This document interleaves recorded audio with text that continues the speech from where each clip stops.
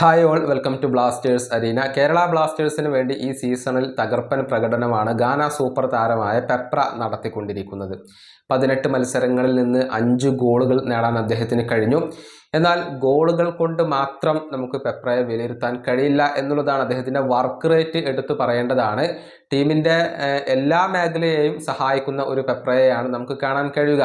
ഡിഫൻസിനെയും മധ്യനിരയെയും മുന്നേറ്റ നിരയെയും ഒക്കെ ഒരുപോലെ സഹായിക്കാൻ പെപ്രക്ക് സാധിക്കും എന്നുള്ളതാണ്. അദ്ദേഹത്തിൻ്റെ കോൺട്രാക്റ്റ് വരുന്ന സമ്മറിലാണ് അവസാനിക്കുക.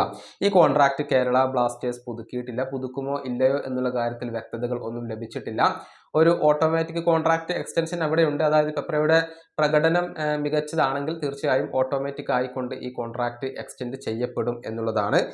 ഏതായാലും ഫുട്ബോൾ എക്സ്ക്ലൂസീവ് ഇതുമായി ബന്ധപ്പെട്ടുകൊണ്ടുള്ള ഒരു റിപ്പോർട്ട് പ്രസിദ്ധീകരിച്ചിട്ടുണ്ട്. കേരള ബ്ലാസ്റ്റേഴ്സുമായി ബന്ധപ്പെട്ട അപ്ഡേറ്റുകൾ പങ്കുവെക്കുന്ന എക്സ് അക്കൗണ്ടാണ് ഫുട്ബോൾ എക്സ്ക്ലൂസീവ്. അവർ പറയുന്നത് ഇങ്ങനെയാണ്: ഈ സീസണിന് ശേഷം കോമെ പെപ്ര കേരള ബ്ലാസ്റ്റേഴ്സ് വിടും.